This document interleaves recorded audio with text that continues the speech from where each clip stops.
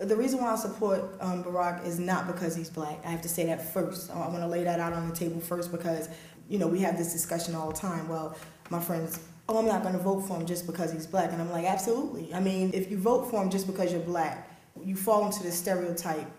It's the first black president running, so I'm just going to vote for him. That's not really an educated vote. That's not really, that's not the way to do it. And then I have some of my friends, oh yeah, it's a black man, so I'm going to vote for him. And it's like, you don't want to do that. And that's why I agree with what you said, because you have to, you don't want to just throw somebody your life or give somebody the country for 4 years and then we end up in a predicament that's worse. But the reason why I do support Barack is because change. The change, 8 years, dead troops, Iraq, crisis, oil, the economy being messed up, the debt. We're in tremendous debt. Change. As a young voter and as I know people who are voting for the first time, they're like, we have to do something because where are we going to be at 60? So that's why I stand by Barack, because it seems like he has, and I read his book, he's been in the trenches. For a lot of people who feel how I feel, who might feel like they're at the bottom of the barrel and they don't know what's going to happen next, but they know they want to have a good life in this country. You just want somebody to represent you and come out on top and be able to represent the country and not have us constantly go under. At some point we want to come up out of the hole, at some point, because you have to think, if you have children or if you have grandchildren, what's going to happen? When we're no longer here, what's going to happen? It matters now. So that's kind of why I'm supporting Barack. Because I think it was important that you put it out on the table that race is the last reason why you should or should not support a candidate. First of all, and I think you made a very significant point, that we are all Americans, and this is our country, and this is what's meaningful to us, collectively, individually, regionally, nationally, and even in the global economy, the global market, that we are Americans, and we have to pull our country out of the doldrums and the stagnation that it's in currently, and we've got to do that. And I agree with you that Barack Obama knows what it's like. He's biracial, grew up with white grandparents in a white community in the heartland of America. That must have been extremely difficult for him to overcome a lot of obvious obstacles and become the man that he is, who he is today. Anybody who reaches that pinnacle in their life despite the obstacles that were thrown before them through no fault of their own, and still become the person that he is, he's got my support. He's got my support. I think the thing that I find disturbing about that is we just talked about not putting labels on, and you indicated that you would not support Obama strictly based on the fact that he is a black man.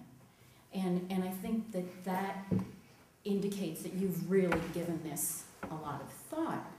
And I think an issue that we have today in this country that we don't necessarily see in many other cultures is that rather than pulling together and saying, you know what, we're all on this ship, and if we don't all get together and start bailing, we're all going down.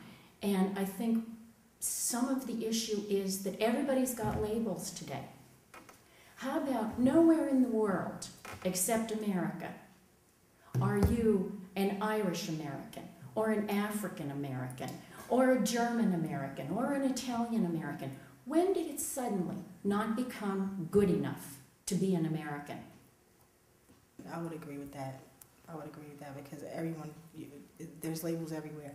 We don't mean to do it. It's just nature. It's just nature. It's not just nature, though. We have become so liberal and so politically correct that you can't say what is. You know what? I'm a white woman, a brunette with blue eyes. Okay? I'm an American. You are a black woman with brown eyes. You're an American. And that's the thing that we have in common. When we put labels on people, we separate one another. And I think we need to think about that and not say so-and-so had terrible things to overcome because they were, okay? There are plenty of people who did not have your perceived disadvantage of being biracial, raised by white families. You know, there's somebody who has wonderful ambition and a great mind, and they were raised by abusive parents, who also, by the way, live in the projects. But yet it seems from what you're saying that you would give them less credence for having made something of themselves because of the race card. And I think that we need to put that off the table when we're making our decisions. That's where many Americans are making a mistake. I'm not alluding to the fact that Barack Obama is biracial. My support of Barack Obama is based on him becoming the person he is despite obstacles. I'm not saying that the obstacles are black, white, or anything else. There were obstacles. I know many, many people who were not African American who overcame those very obstacles you're referring to.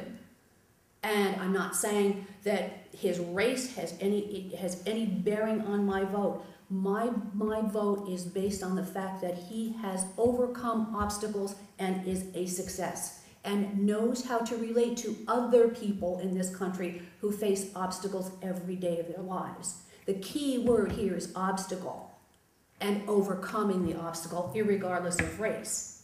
Do you think that when you have attained the level of power and money and notoriety that Obama has attained, and I don't know, maybe you can enlighten me, because some of the things that I don't know is how Obama got from where you say he was to where he is now. Hard work.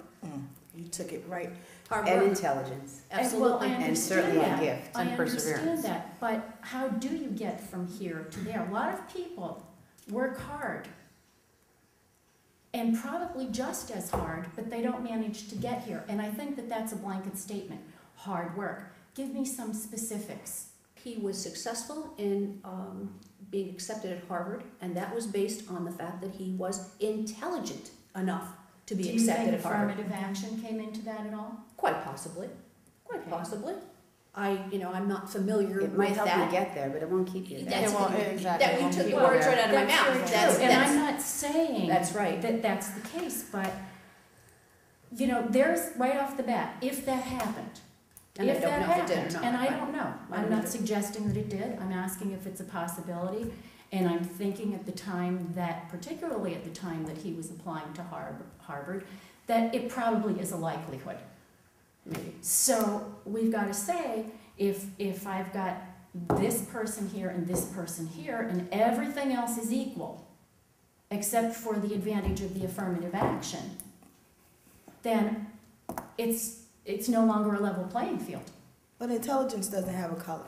No, it No, doesn't. Absolutely. exactly. I It think we were doesn't. getting a little Absolutely. sidetracked. Yes. Intelligence doesn't have Absolutely a not. color. And the way things were, I mean, I'm still having a rough time as an African American woman, even in this area. So I could only imagine how things must have been back in the day when Obama tried to get into Harvard. I mean, as a black man, you know, people probably hated that he was so smart and said, okay, why is he so intelligent? But that's one thing you can never take away from any individual is intelligent, know-how, drive, and ambition. You put all those things together, who could stop you but God? No one could stop you when you have that type And I of... think, Kiana, that what you just said is very valid. And I think that it not only applies to Obama, but I think we have seen that in terms of women. Absolutely. It's a good parallel. You know, if you look at it, women have faced those very same challenges. You know, a hardworking, intelligent woman is not always well accepted. And all of those same doors were closed to the females Mm-hmm. of this country. You know, we didn't always have a right to vote. Right.